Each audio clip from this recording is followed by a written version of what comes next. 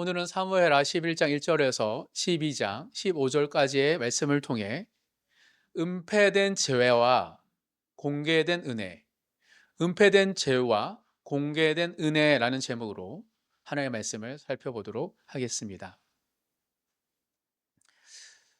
다윗의 스캔들을 가지고 함께 말씀을 나누기 앞서서 잘 알려진 이야기 하나로 말씀을 시작하려고 합니다.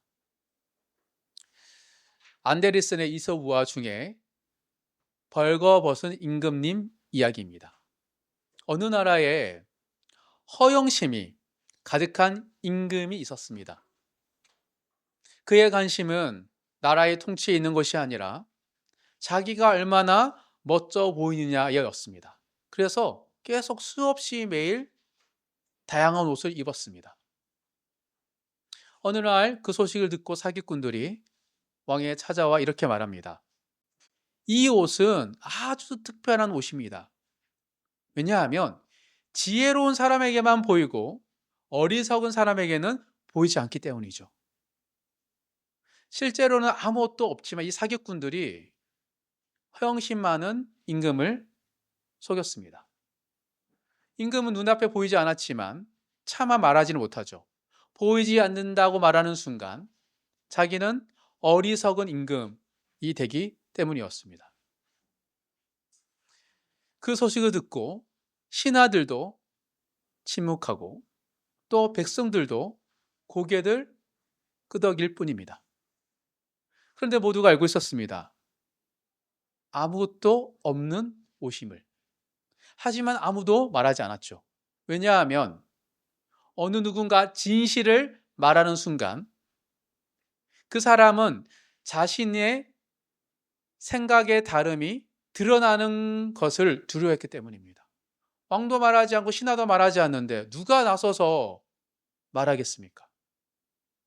결국 이 허영심 많은 임금과 나라는 아무도 말하지 않은 거예요. 결국 임금은 아무것도 입지 않은 채 도시 한가운데를 행진합니다. 늘 자기를 뽐내기 바빴거든요. 그 모든 백성들이 그 벌거벗은 임금을 보고 와라고 한송을 할 때 멋있다고 한 아이가 이렇게 외칩니다. 임금님 아무것도 입지 않았어요. 그제야 모두가 깨닫습니다. 아니, 사실은 이미 알고 있었던 것을 그제야 말하게 되었다라는 웃지 못할 이야기죠. 그런데 그게 오늘날 우리의 현실에, 정치에, 또 우리의 삶 속에 버젓이 일어나고 있죠. 사랑하는 성도 여러분, 이 우화가 우리에게 주는 교훈은 분명합니다. 사람들이 침묵으로 거짓을 유지할 수는 있어도 진실을 없앨 수는 없다는 사실입니다. 잠시 가릴 수는 있지만 결국 드러나죠. 사람 앞에서는 여러 가지 권력과 어떤 이미지 때문에 숨길 수 있을지는 모르지만 시간 앞에서는 숨길 수 없고 무엇보다 하나님 앞에서는 절대 숨길 수 없습니다. 이 사실을 성경은 단호하게 말합니다. 누가복음 8장 17절에 숨은 것이 장차 드러나지 아니할 것이 없고 감추인 것이 장차 알려지고 나타나지 않을 것이 없느니라 라고 말하고 있기 때문이죠. 다 드러납니다. 결국 오늘 본문에 등장하는 다윗도 마찬가지입니다. 다윗의 스캔들에 대한 이야기가 기록되어 있죠. 다윗은 권력을 이용해 간음했고 거짓으로 죄를 은폐했으며 결국 한 사람의 생명까지 빼앗았습니다. 여타 오늘날에 보여지는 정치인들과 다를 바 없는 모습으로 다윗도 살았어요. 그 놀라운 사실이 있습니다. 다윗은 하나님께 징계는 받았지만 버림받지는 않습니다. 이게 다윗의 놀라움이에요. 반면 사울은 상대적으로 종교적으로 보이는 죄를 짓긴 했지만 때로는 다윗처럼 이렇게 죄를 지었을까라는 질문을 던진다면 별 차이 없거든요. 그런데 사울은 하나님께 버림받습니다. 그 차이는 어디에 있을까요?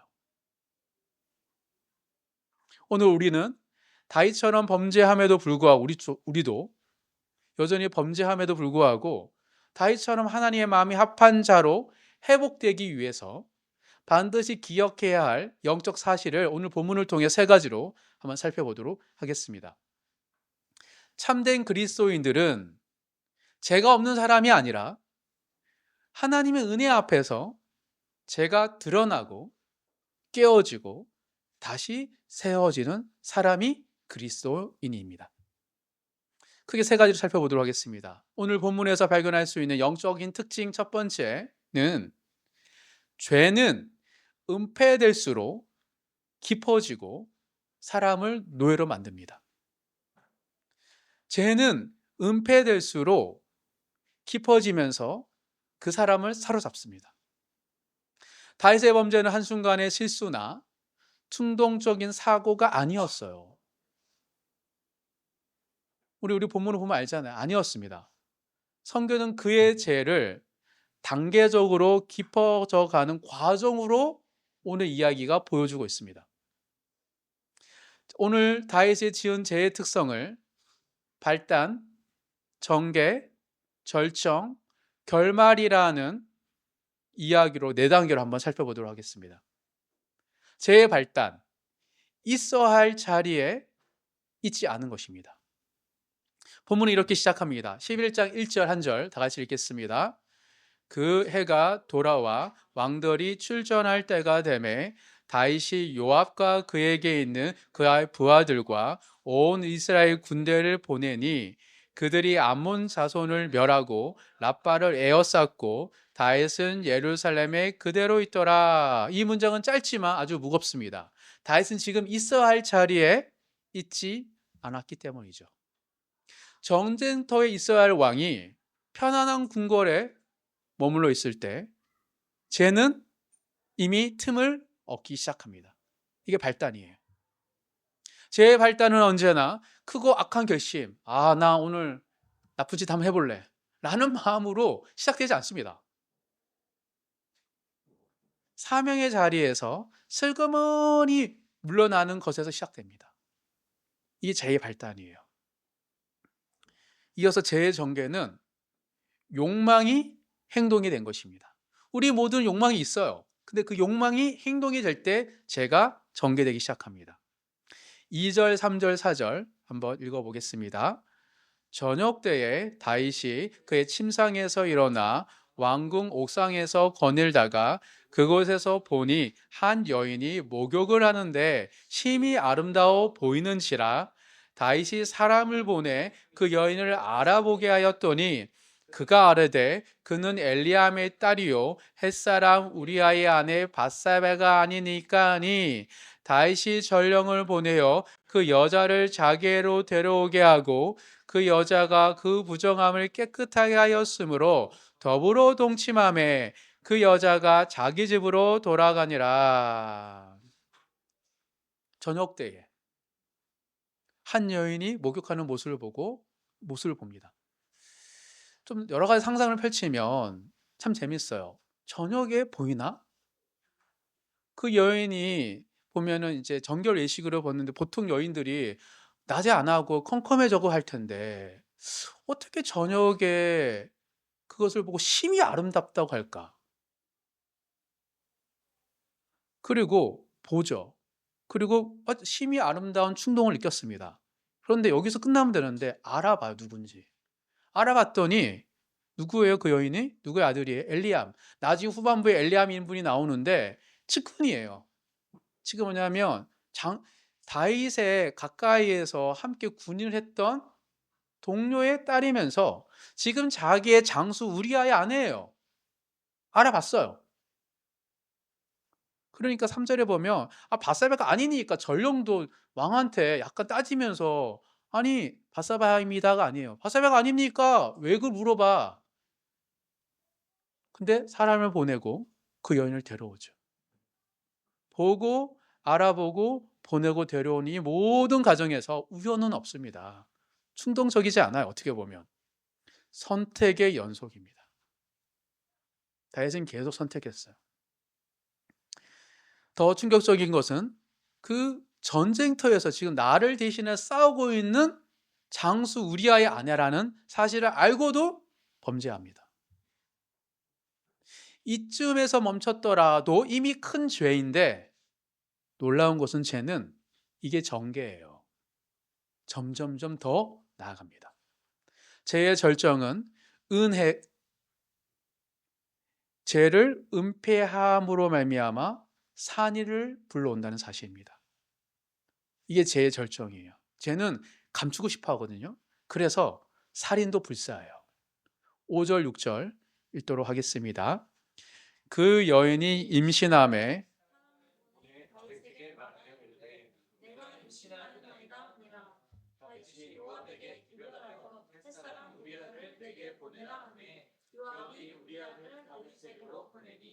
밧세바의 임신 소식을 듣고 다윗은 회개하지 않습니다.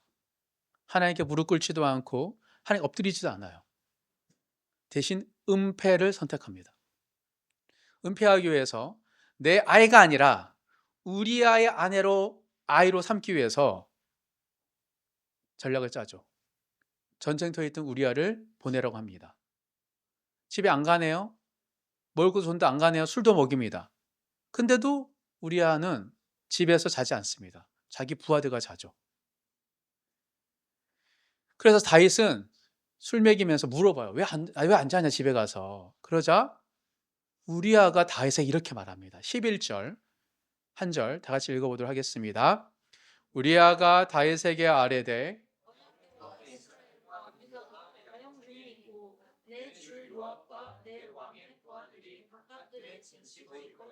내가 어찌 내 집으로 가서 먹고 마시고 내 처와 같이 살리까? 내가 이 일을 행하지 아니하기로 왕의 살아계심과 왕의 혼의 살아계심을 두고 맹세하나이다 아니라. 너무 멋진 고백이고, 사실 이거 고백은 다윗의 고백이에요. 골리앗 앞두고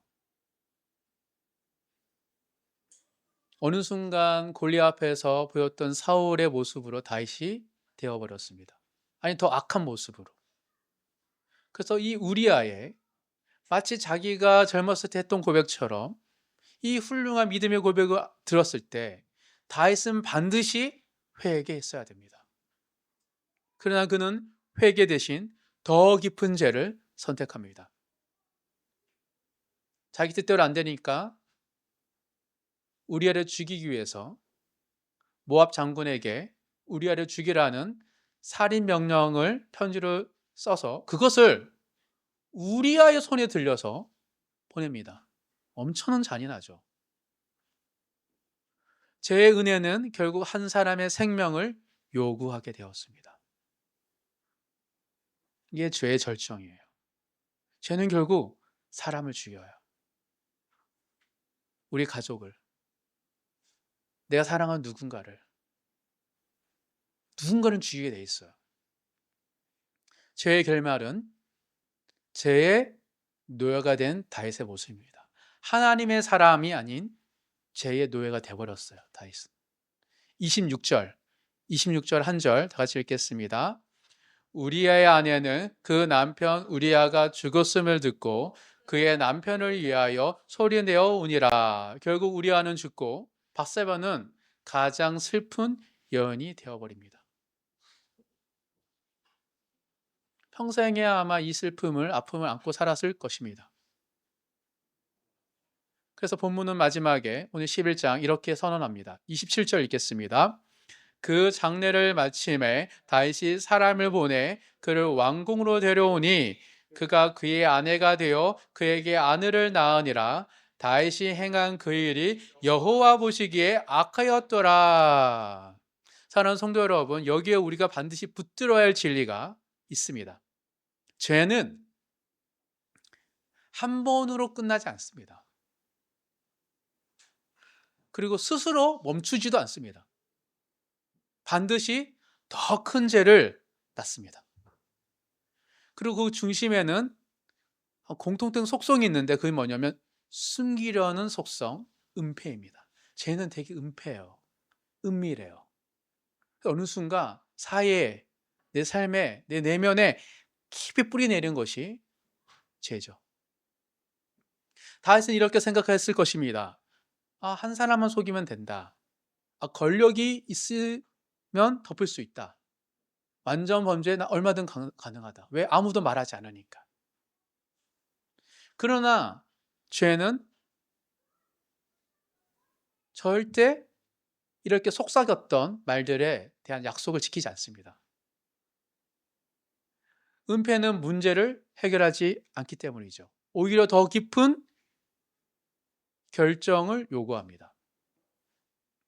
왜냐하면 다윗은 이 거짓을 덮기 위해 또 다른 거짓을 선택했고, 체면을 지키기 위해 더 큰 죄를 선택했으며, 결국 제가 시키는 대로 움직인 사람이 되었습니다.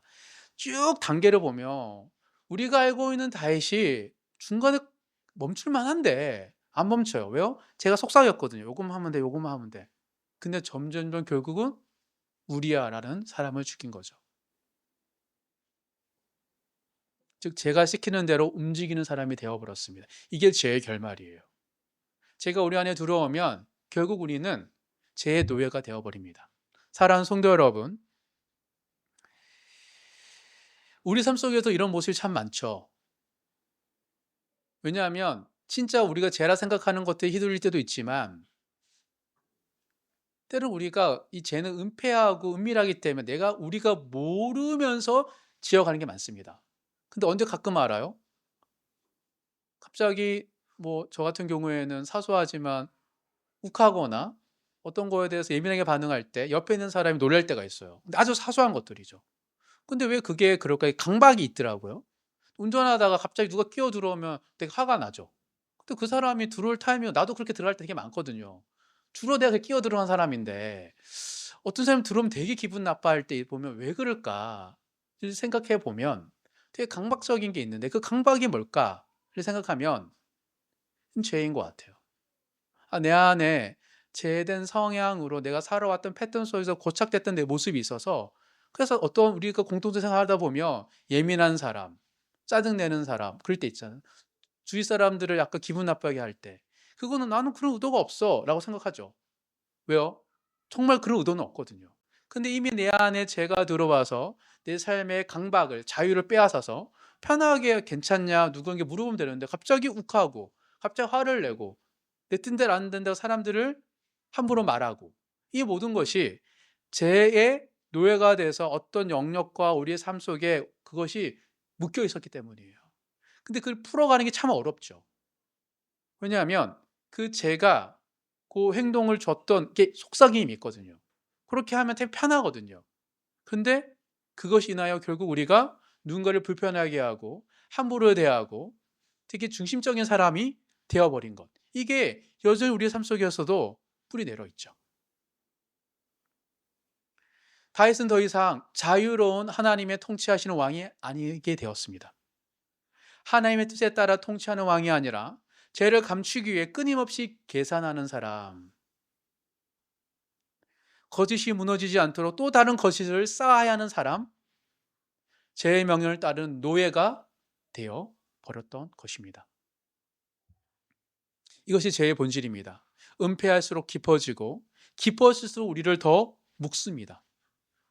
오늘 우리의 삶 속에서도 조금만 숨기면 된다, 드러나면 더 큰 문제가 된다, 말하지 않는 것이 지혜다 라고 생각하고, 또 난 이렇게 살아왔는데 뭐 어떻게 살아야, 뭐 다들 똑같은데 뭐 라고 하는 생각들로 우리는 우리 안에 있는 것들을, 제약된 것들을 감추죠. 그래서 자유를 잃어버리는 거예요. 불편한 관계를 자꾸 만들니까 그 사람이 나를 싫어하지 않을까? 왜 내가 불편한 말을 하고 불편한 감정을 쏟아내니까 상대방이 나랑 만나는 것이 불편하죠. 왜냐하면 언제 어떤 말을 할지 모르는데, 투덜거릴 줄 모르는데, 뭘 줘도 다 불만을 하는데, 갑자기 잘 가다가 욱하고 짜증내는데, 오늘 좋은 시간 보내려고 왔는데 왜 내가 그런 생각을 들어야 되지? 라는 생각이 드니까 점점 움츠러드는 거예요, 관계가. 그 자유가 잃어버리니까 점점점 사람과의 관계 속에서도 약해지는 거죠. 어느 누구도 만날 수 없고 어느 누구랑도 행복할 수 없는 존재가 되어버리는 것이죠. 이게 죄입니다. 하나님 우리를 은폐의 삶이 아니라 자유로운 삶으로 부르셨어요. 예수 그리스도로 말미암아. 그러니 옛사람의 방식을 벗어버려야 돼요. 숨기고 왜곡하고 덮는 삶에서 벗어나 솔직하게 고백하고 내 감정을 얘기하고 그리고 그 안에서 내가 살았던 방식에서 벗어나 예수님처럼 빛 가운데 나아가는 새 사람으로 살아가시는 모든 성도님 되시길 주님으로 축복합니다. 이 첫 번째 특징, 제 특성이었어요. 두 번째, 오늘 본문에서 발견할 수 있는 영적 특징 두 번째는 하나님은 죄를 드러내시되 언약을 거두지는 않으십니다. 하나님은 죄를 들추시는 분이십니다. 드러내세요, 꼭. 하지만 언약을 포기하거나 거두지는 않으십니다. 사무엘 13장은 다윗의 죄가 완벽하게 은폐된 것처럼 보이며 끝납니다. 왕궁은 조용하고 아무 일 일어나지 않죠. 마치 벌거벗은 임금님의 왕궁처럼. 그러나 성경이 이렇게 다음 장을 시작합니다. 12장 1절 여호와께서 나단을 다윗에게 보내시니 어느 누구도 말하지 않는 순간 하나님의 사람 선지자 나단을 다윗에게 보내십니다. 사랑하는 성도 여러분, 이 한 문장이 복음입니다. 다윗이 하나님께 나아가지 않을 때, 수없는 선택 속에서도 죄를 지었던 다윗이 하나님께 엎드리고 회개하지 않을 때 하나님이 다윗에게 오시는 것, 이게 복음이죠. 우리도 마찬가지입니다. 여전히 죄를 짓고 뭐하고 우리가 회개하지 않고 돌이키지 않는데 하나님 우리에게 찾아오시죠. 은폐된 죄 앞에서 하나님은 절대 침묵하지 않으십니다. 그런데 곧바로 외과 의사처럼 응급실에 있는 환자들에게 칼을 대면서 수술하지는 않으세요. 곧바로 우리에게 칼을 대지는 않습니다. 하나님은 선지자를 보내시는 방식으로 다윗이 스스로 자신의 죄를 보게 하십니다. 하나님은 죄를 폭로가 아니라 깨달음으로 드러내시기 때문이죠. 그래서 나단이 보내받습니다. 그리고 나단이 다윗에게 가서 말하는데 다윗 왕 가늠했잖아, 살인했잖아 라고 말하지 않아요. 대신 한 이야기를 다윗에게 합니다. 부자와 가난한 자 두 사람이 있었는데 부자는 많은 양을 가지고 가난한 사람 암양 한 새끼밖에 없었습니다. 그런데 부자가 그걸 빼앗았습니다. 다윗은 그 이야기를 듣고 분노합니다. 그 부자는 죽어 마땅하다. 그러자 나단이 이렇게 말하죠. 그 부자가 바로 당신입니다. 사랑하는 성도 여러분, 이 장면 매우 중요합니다. 하나님은 다윗의 죄를 드러내시기 전에 다윗 스스로 죄가 얼마나 나쁜 것인지를 깨닫게 하시는 거예요. 그리고 그 죄인이 바로 나임을 들추어내시죠. 정죄로 몰아붙이기 전에 양심을 깨우신다는 거예요. 그래서 사실은 우리가 성도들과 공동체 할 때 내 죄는 잘 못 보고 다른 사람의 연약함을 보는 게 그건 나쁜 게 아닙니다. 그러면서 내 안에 들보를 보게 하시는 방식이죠. 이것이 하나님의 은혜입니다. 공동체 생활을 하는데 연약한 지체들의 연약함을 안 보인다. 그러면 그것은 은혜가 없는 거예요. 오히려 보이는 거죠. 보이면서 내 모습도 보이게 되는 것. 이게 하나님의 은혜가 넘치는 교회의 특징인 것이죠. 하나님의 목적은 폭로가 아니라 회복에 있기 때문입니다. 또 하나님은 죄를 드러내시고 징계하시되 언약을 무너뜨릴 정도까지는 하지 않으십니다. 나단의 책망은 다윗을 무가치한 인간, 당신은 똑같네 사울이랑 이라고 말하지는 않습니다. 그래서 하나님은 먼저 다윗을 통하여 나단을 통하여 다윗에게 이렇게 말합니다. 7절, 8절, 2절 함께 읽겠습니다. 나단이 다윗에게 이르되 당신이 그 사람이라 이스라엘의 하나님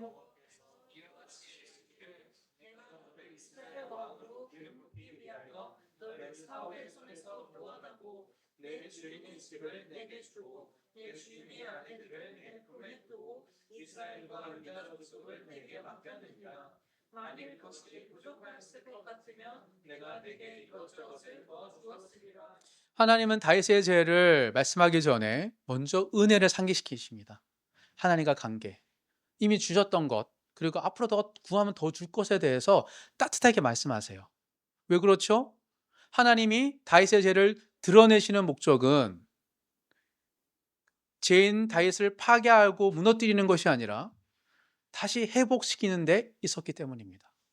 이게 하나님의 자녀들에게는 하나님이 죄를 들추시지만 그것은 회복이 있습니다.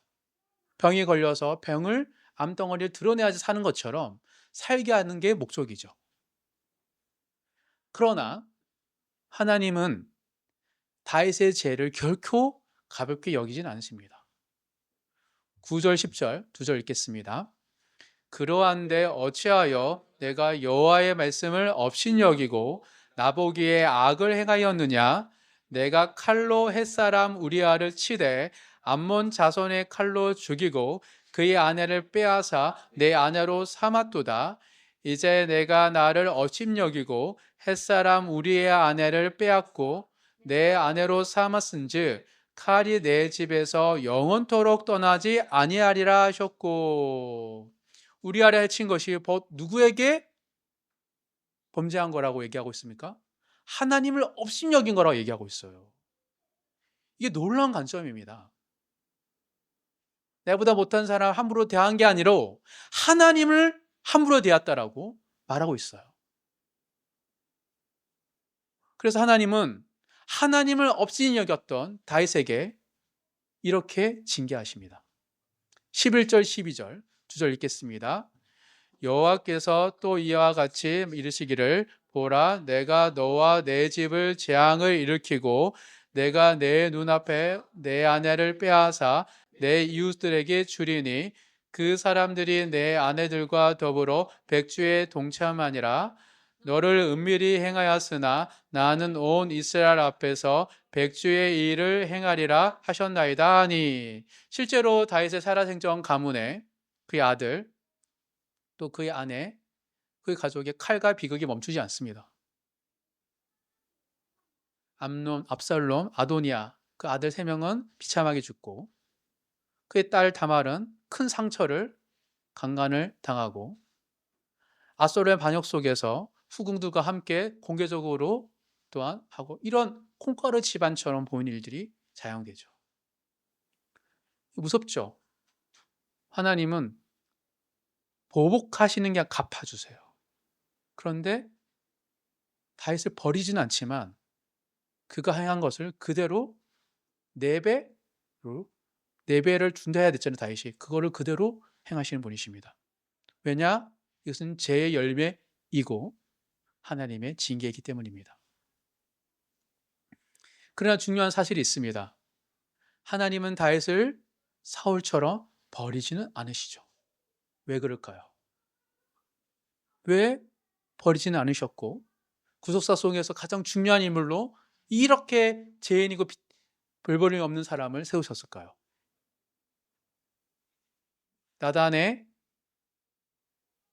선언 앞에 다윗은 그 어떤 변명도 하지 않고 죄를 인정했기 때문입니다. 13절 읽겠습니다. 다윗이 나단에게 이르되 내가 여호와께 죄를 범하였노라 하매 나단이 다윗에게 말하되 여호와께서도 당신의 죄를 사하셨으니 당신이 죽지 아니하리리라. 다윗은 변명을 하거나 핑계를 대지 않습니다. 사실 그 해왔던 수많은 선택을 보며 변명할 권리도 있을 거고 뭐 이렇게 얘기해야 되는데 하지 않아요. 마치 사울처럼 백성 때문이라고 누구 때문이라고 그렇게 핑계 대지 않습니다. 그 순간 나단이 이렇게 선포한 거죠. 하나님이 죄를 사하셨고 당신은 죽지 않을 것이다. 사랑하는 성도 여러분, 이 말은 죄의 결과, 결실이 사라졌다는 뜻은 아닙니다. 언약이 사라지지 않았다는 뜻이죠. 징계는 남아 있습니다. 죄의 열매는 남아 있죠. 그리고 그 상처도 남아 있습니다. 하지만 하나님이 관계는 끊어내지 않는다는 뜻입니다. 언약을 거두지 않으신 것이죠. 이것이 다윗과 사울의 결정적인 차이, 예수 그리스도를 말미암아 우리에게 주신 하나님과 우리 사이의 관계의 핵심입니다. 관계는 깨어지지 않지만 교제가 무너질 수는 있죠. 성령의 열매가 없을 수는 있습니다. 우리의 죄로 말미암아. 사울은 죄를 숨기려 했고 체면을 붙들었고 사람 앞에서 옳아 보이려고 하나님을 이용했습니다. 그 순간에도. 하지만 다윗은 죄가 드러났을 때 하나님 앞에 인정하고 무너집니다. 이후에 아이가 아픈 이야기를 보면 금식하며 기도하죠. 하나님께서 보신 차이는 죄의 크기가 아니라 죄 앞에서의 태도입니다. 이게 중요한 관점이에요. 죄의 크기가 아니라 죄 앞에서 보인 태도를 하나님은 중요하게 여기십니다. 사랑하는 성도 여러분, 은폐된 죄는 우리를 노예로 만들지만 드러난 죄는 우리를 은혜의 자리로 인도합니다. 하나님은 오늘도 죄를 드러내시되 우리의 삶 속에서 십자가의 언약을 거두지 아니하시고 예수 그리스도로 말미암아 다시 온전한 자로 세워주시고 하나님 나라에 참여하여서 쓰임받게 하십니다.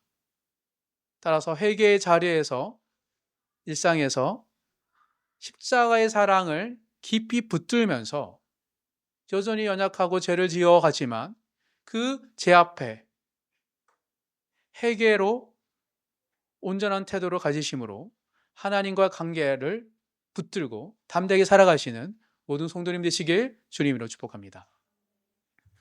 마지막 세 번째, 오늘 본문에서 발견할 수 있는 영적 특징 세 번째는 공개된 은혜는 드러난 죄가 은혜가 되어버렸어요.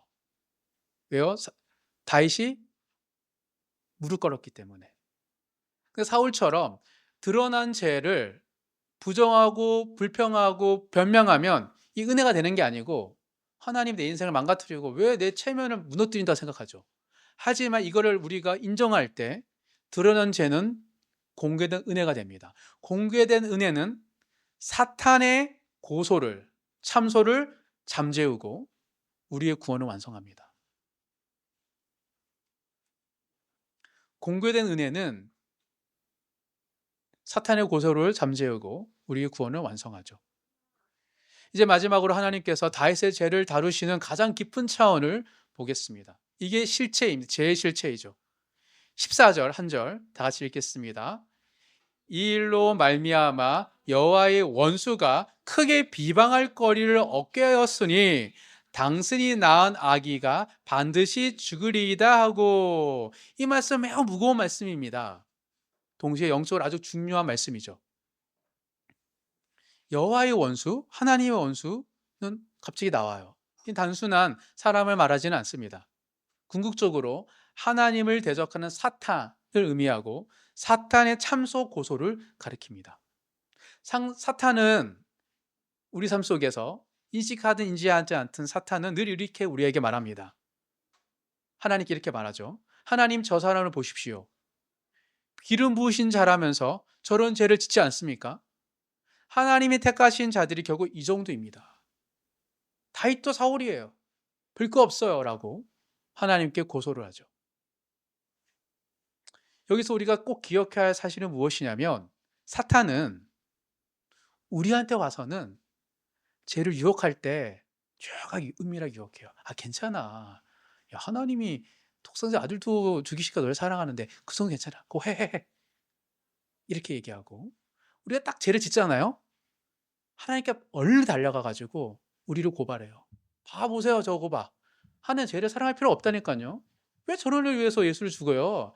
별거 없어요. 인간은 다 머리 굵고 검은 것들은 풀 필요가 없어요 라고 제일 먼저 고발하는 게 사탄이죠. 다윗의 죄는 단지 도덕적인 실패가 아니었습니다.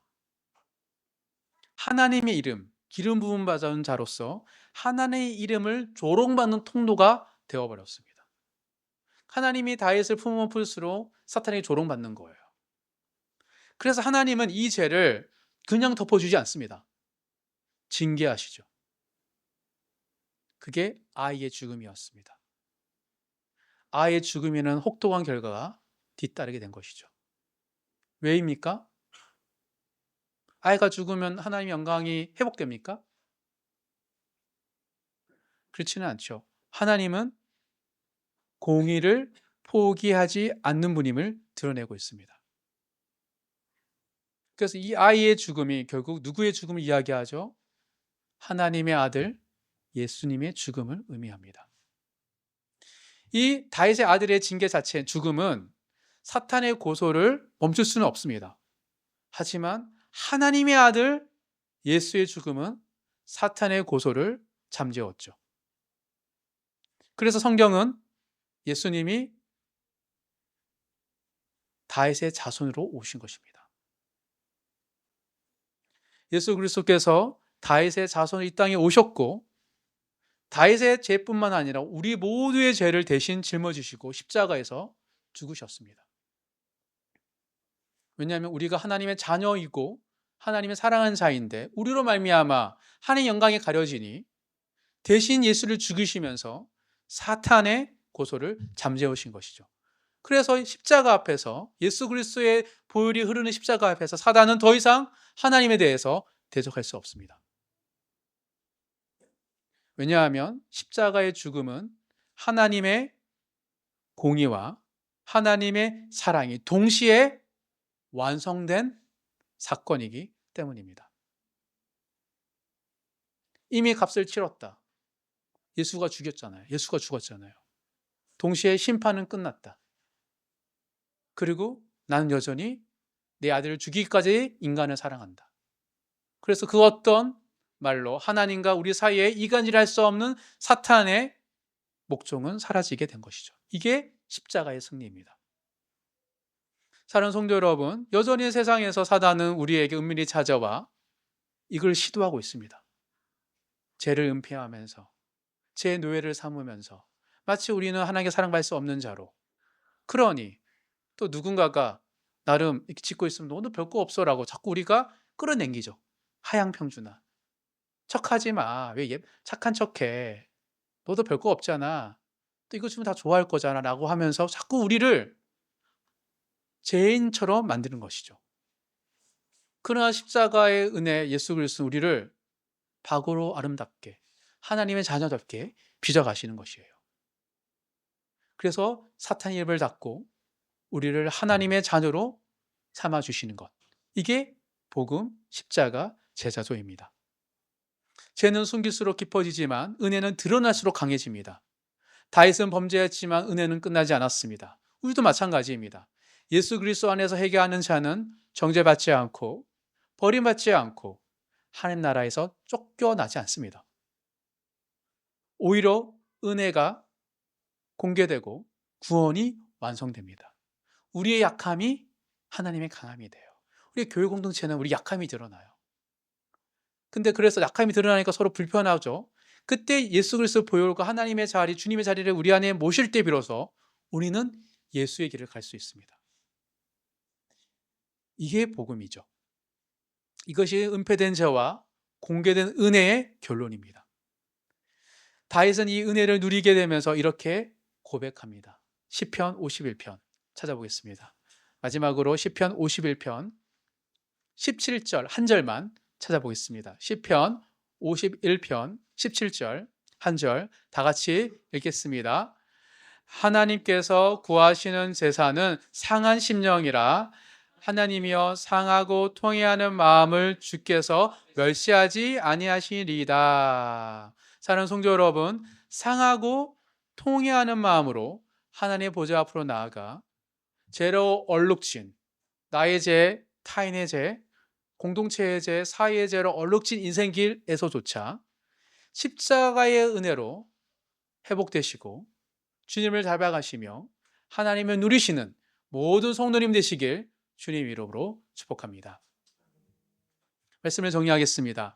오늘 우리는 사무엘하 11장 12장에 나타난 다윗의 스캔들, 다윗의 실패를 통해 은폐된 죄와 공개된 은혜가 어떻게 갈라지는지를 보았습니다. 크게 세 가지의 특징을 보았죠. 첫 번째, 죄는 은폐될수록 깊어지고 사람을 노예로 만든다는 거예요. 숨긴 죄는 멈추지 않고 더 큰 죄를 낳고 결국 사람을 자유가 아닌 죄의 명령 아래 묶어둡니다. 사랑할 수 없는 자, 함께 누군가에게 친밀한가 환대한 말도 못하게 하는 자로 만들어버리는 거죠. 둘째, 하나님은 죄를, 그렇게 죄가 우리를 사로잡을 때 죄를 드러내시되 언약은 거두지는 않습니다. 하나님은 죄를 밝히시지만 파괴하지 않으시고 회개하는 자를 언약에 머물게 하십니다. 셋째, 공개된 은혜는 사탄의 고소를 잠재우고 구원을 완성합니다. 회개로 드러난 죄는 십자가에서 처리되어 더 이상 정죄의 근거가 되지 않습니다. 그래서 우리가 자유해져요. 상처받은 것도 상처 준 것도 자유해 줄 수 있는 것은 예수님의 보혈이 내 안에 덮어지기 때문인 것이죠. 사랑하는 성도 여러분, 참된 그리스도인은 죄가 없는 사람이 아니라 죄를 십자가 앞에서 숨기지 않고 은혜 앞으로 가져가는 사람이 그리스도인입니다.